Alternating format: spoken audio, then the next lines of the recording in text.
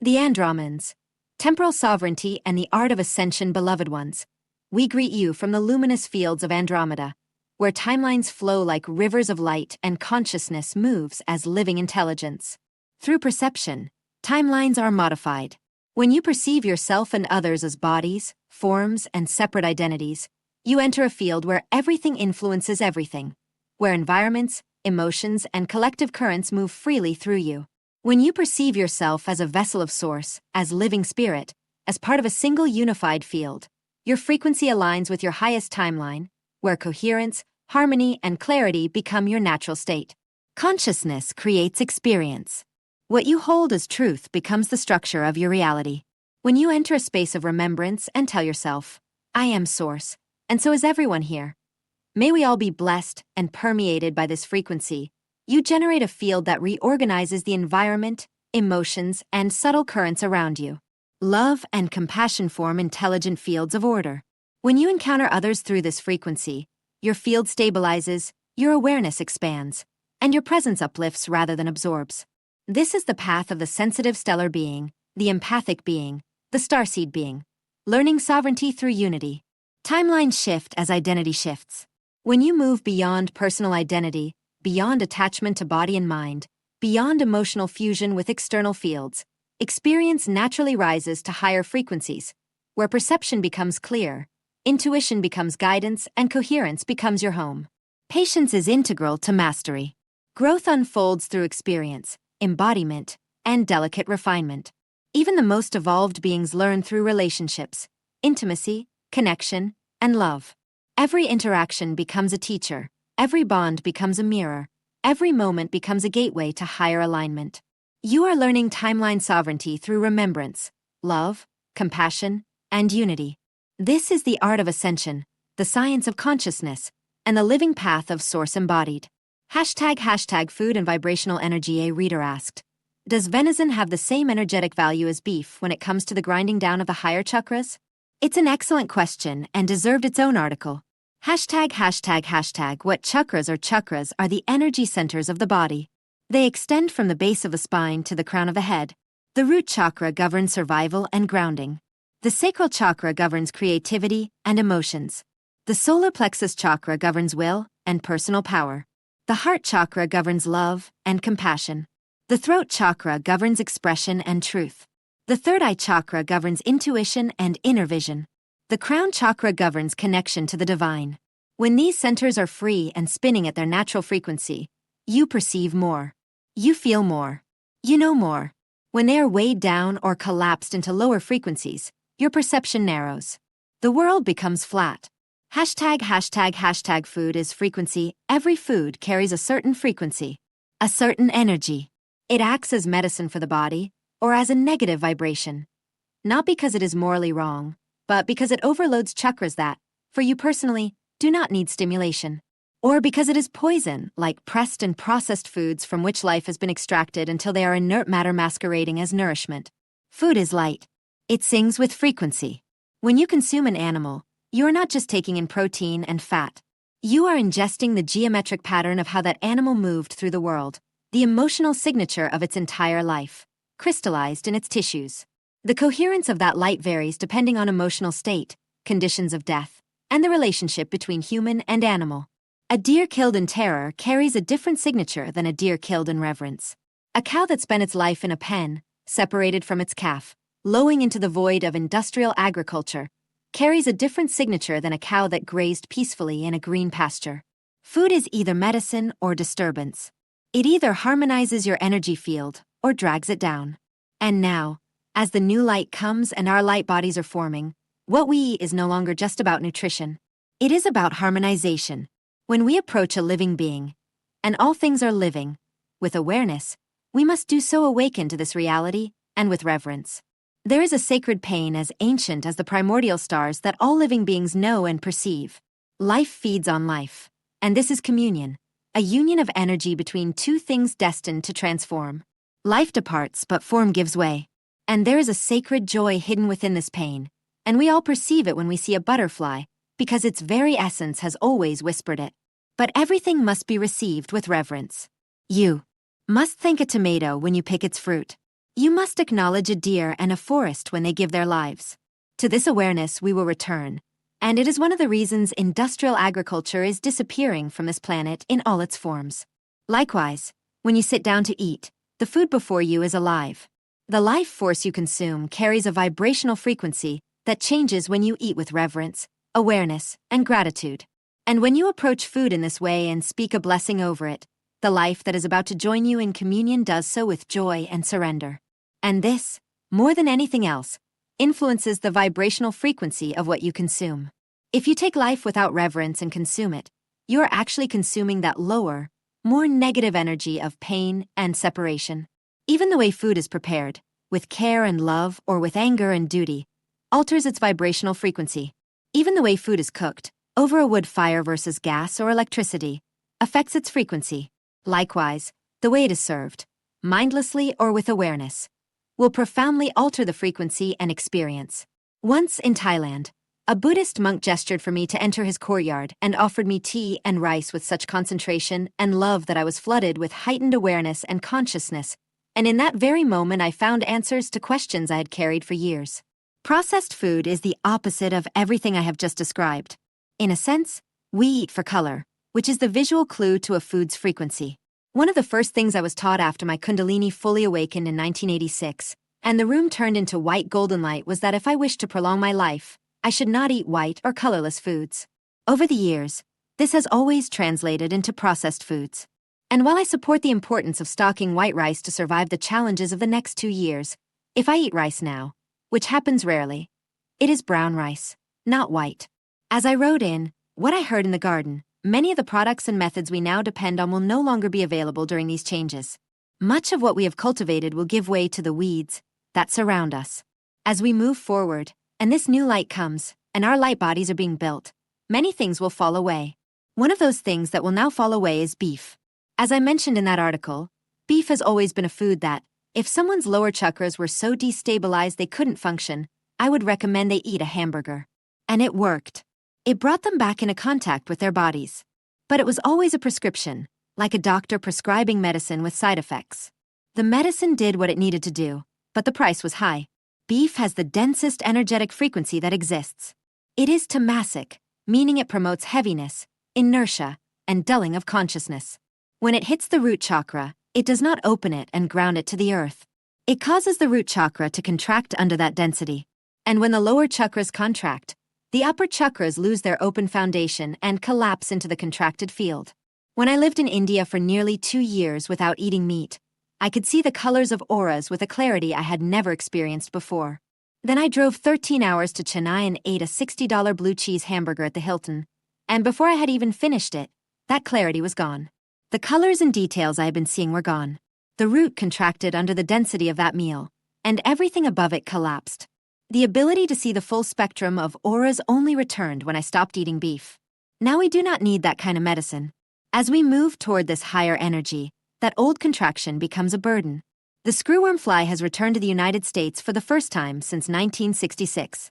Beef prices have hit a record $9.64 per pound as of April 2026, up 13% in a year, and the U.S. cattle herd is at a 75-year low. Beef is about to become a memory of the past, and our diet will become much lighter. But to answer the question, venison does not have the same energetic value as beef. Venison vibrates at the level of the heart chakra. It is medicine for the heart. While beef contracts the entire energy field into density through the throat, heart, and root, venison opens the heart without the gravitational collapse. The deer's entire survival strategy depends on cardiac sensitivity. Its heart rate can spike from 40 to over 250 beats per minute in seconds and return to baseline just as quickly. This ability to feel intensely, release emotions, and return to openness is the biological signature of an unarmored heart chakra.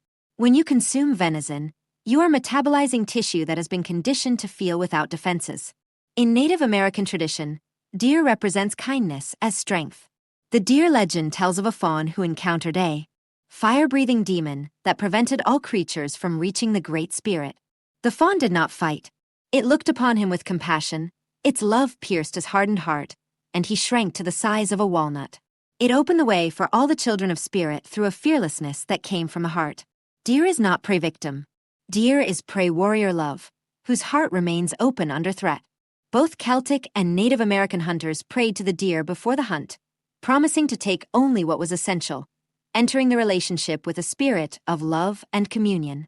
Deer antlers grow from the crown and shed cyclically, a bony process that regenerates. This creates a vertical channel from heart to crown that is unique among ungulates. Heart energy flows directly upward. Deer heart meat is particularly effective for heart-crown integration. Venison does not harden the upper chakras. It opens the heart chakra upward. It dissolves defenses. It makes you vulnerable. It is the opposite medicine to beef. This is not just indigenous tradition. In Ayurveda, the plant equivalent of deer medicine is rose. Rose gently opens the heart chakra, cools fire, and melts emotional armor without forcing. In Chinese medicine, it is He Huan Pai, the bark of the albizia tree, called the bark of collective happiness. It penetrates the heart and liver meridians, and does exactly what deer does. It goes straight to the heart with a lightness that spreads through the chest, relieving repressed emotions, grief, depression, the places where the heart has hardened or closed. 3 traditions, 3 continents, the same medicine. A gentle opening of a heart that does not contract the lower chakras to do its work.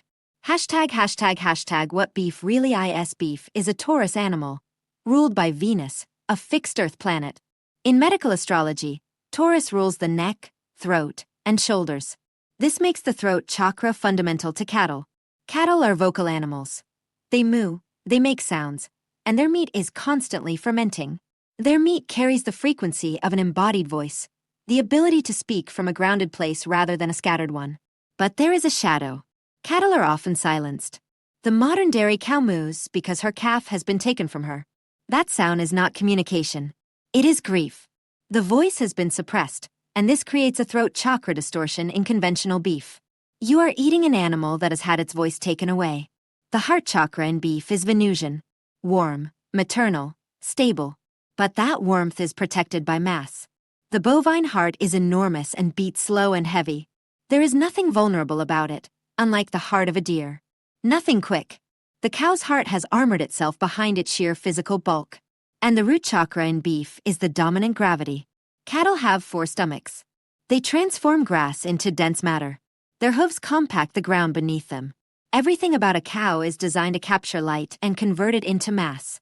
When you eat beef, this is what you are consuming. You are consuming an animal that spent its entire life accumulating weight. That density does not ground you. It contracts the root chakra under its weight. The root withdraws inward, and the upper chakras, without an open foundation beneath them, collapse into that contracted field. It is heart energy that refuses to leave the body. It is throat energy that does not disperse. It is root energy that says, stay here, stay heavy, stay safe. And it was necessary. 4 generations, humanity needed it. The collective root chakra was destabilized by trauma, dislocation, war, industrialization, spiritual amnesia. Beef was medicine for an age of density, and like any medicine, it had a cost. It anchored people to the earth so they could survive, but it did so through contraction, not through open connection. But times are changing. What comes next? The plant with the highest vibrational frequency, or vitality, prana, is magenta amaranth, or magenta spreen in the West. Medieval monks grew it against monastery walls. It absorbs nutrients from the soil and stores them in its leaves, but it must be consumed from fertile ground, otherwise it will absorb toxins present in the soil. Many high-vitality plants, like Jerusalem artichoke, work this way. All plants, to some degree, do this. If you need grounding without dragging, you eat roots. Not the thin taproots, but the dense underground storage organs that have spent months converting sunlight into compact earth energy. Jerusalem artichoke, burdock, sweet potatoes. These plants do not contract the lower chakras inward. They open the root downward into the earth, and the earth pushes upward. Beef contracts. Roots connect. Venison remains heart medicine for those who need heart surgery. But even venison is a transitional food for many. The deeper trajectory is toward plants that hold light without animal intermediation, because the human body is becoming capable of metabolizing light directly. The weeds around you are already doing this. They are not weeds. They are the new food. They are not substitutes for meat. They are the original frequency that meat was trying to replicate in density. And then there is fruit. Fruit is the only food a plant produces to be given away. The plant offers it freely. No life is taken. But communion is still sacred. Reverence is still important. When you take a fruit and give thanks, when you eat it with this awareness, the fruit enters that communion with joy because this is what it was created for. And in that sacred act, it becomes one with your flesh. This is communion in its purest form. But not all fruit is high in prana. Fresh, whole fruit, ripe and vibrant, grown in living soil, contains immense prana. The water in fruit is structured light. You can perceive it. A strawberry picked in the sun and eaten immediately is different from the same strawberry 3 days later in a plastic container. One is alive and vibrant. The other is fading. But unripe fruit, overripe fruit, irradiated fruit, gastrated fruit, fruit shipped across oceans or grown in sterile soil, these are not high in prana. They are fruit only in form. The light has departed or was never allowed in. Juice from concentrate, dried fruit with preservatives, fruit in syrup, these are low prana foods. Processing suffocates their vitality, just as with anything else. Color speaks for itself. Deep berries, vibrant mangoes, red oranges, dark cherries. These frequencies are high. Pale fruits, peeled fruits stripped of their color, fruits that have turned white or beige from processing, these have less. The white flesh of an apple is not the same as the skin. The skin holds the frequency. And timing is crucial. Fruit eaten in season, close to where it was grown and close to when it was harvested, retains the full perfume of the plant. Fruit stored for months in cold storage holds its shape, but it is no longer alive in the same way. It is the difference between a current and the memory of a current. So fruit can be among the highest prana foods you can eat, but only if it is actually fruit, and not just the idea of fruit wrapped in plastic. None of us will adopt everything I have written here overnight, but this is the direction we are heading as humanity. The old grounding was contraction. You ate something dense, your roots withdrew inward, and you felt anchored because you were heavy. The new grounding is open connection. You root into the earth like a tree, not through weight, but through a living relationship between your energy field and the ground beneath you. Your energy is clear and aligned, and it is this clarity that keeps you stable. You do not need to become heavy to feel the earth. You need to become coherent, your energy field open, and in direct relationship with the earth, instead of collapsing into density. Beef was the medicine of an age of density. The age of density is ending. Eat what nourishes you, not what you're used to, not what your grandparents ate, not what culture dictates. Eat what your territory can actually use. And if you find yourself craving beef, ask yourself, am I grounding or am I dragging? Beef costs $9.64 per pound, and the price keeps climbing. The screwworm fly is spreading across Texas. The U.S. cattle herd is at a 75-year low. The answer is already manifesting. Hashtag the council. Move in expectancy. You wonder how to move with speed or even, shall we say, with expectancy? What do these sources suggest, and what might you do once you have received this update? You see, life is often paced by tight rhythms, and there is a certain degree of convenience in the day that manifests in a completely predictable way. Do you understand what we are talking about? Do you know the value we are suggesting? You see, many act mentally. Do not be there. Do not be confined to the limits of the mind. Many believe they are differently disposed, but it is difficult to see when you do not truly know what we are describing. And so today, we take that step back so that we may share more, so that in time you may truly understand what we mean when we speak of it in a broader context. Life often requires stepping away from mental reflections, from mental ambitions, and turning to the heart to inquire from there. But not doing so regularly incurs a further delay in receiving the numerous insights and gifts that come when you move in this way. We suggest you act from the heart rather than the mind regularly. If you read our updates, you know this is a recurring request, allowing more and more people to do so. What do you expect to find? Yes, giving rise to a trait with which you may identify. Well, what is the point of that? Since none of your characteristics must be carved in stone, must be permanent, everything can shift and change if you desire it. And so today, go out and move beyond where you are today. Seize the opportunity and move in another way. Move in a way you know you need to. Do what you consider unique and not routine as you seek to change the dynamic of your day. And always move in love. Move in the love of the elders. Move in a way that does not represent you. Hashtag the new Human Sunman templates. I was woken early in the morning and asked to take my journal, as a profound message was being transmitted by Lord Melchizedek and the High Order of Melchizedek. The new Human Sunman templates, blueprints, of the seventh root race of man, are now all fully activated and fully operational. This means vast and radical changes in every form and way. It is completely transforming every form of life, visible and invisible, to its deepest core. This means that star seeds and light workers will now find themselves called to much higher and newer levels of loving service, and will find new and much higher meaning for their lives on Earth. There is more, but this is not the space to share what also concerns my soul. After that, I was able to fall into a deep sleep. This morning, however, a deep and lasting sense of sadness arrived. And, interestingly, during the morning, more and more friends began to speak to me, and I in turn spoke with them about what was happening in my country regarding xenophobia. It literally means that some of my fellow citizens, without any political influence, are taking the law into their own hands and threatening those from other African countries who live here. Even if they have documents and valid residence permits, they destroy them, and threatening them with death if they do not leave the country immediately. This has driven thousands and thousands of these poor people from their homes into the harsh winter cold. Many of these unfortunate souls had lived here for years and, being hardworking and very honest, had become an integral part of local life. So, today I went to seek comfort by the sea and felt wave after wave of grief. All of this, of course, evoked memories of the apartheid years, of Nelson Mandela, and of despair. Have we not learned the fundamental lessons of the past? Where are love and compassion? How will these people survive the long bus journeys home, without money and without food, without a roof over their heads? Soon after, a like-minded friend joined me, and then I repeated what I had shared with another friend this morning. Yet, despite everything, ordinary men and women opened their hearts, helping these poor souls, bringing food, blankets, essential goods, and sharing, while volunteer organizations mobilized and churches opened their community halls to host these people, and buses and transport became indispensable. And this still happens. And so often, when people greet each other, they cry with them because for many they have become like family. Yes, I understand that the unemployment rate now exceeds 40%, and that this increases frustration, but the root causes run much deeper and point directly to the top. Through all of this, I sought meaning and purpose in everything. And then, later this afternoon, I returned to the sea and they showed me the living waters again, and how water reflects our emotions, as it is in constant motion, in continuous ebb and flow, reinventing itself. This calmed me. And then I saw clearly the rift between the old and the new.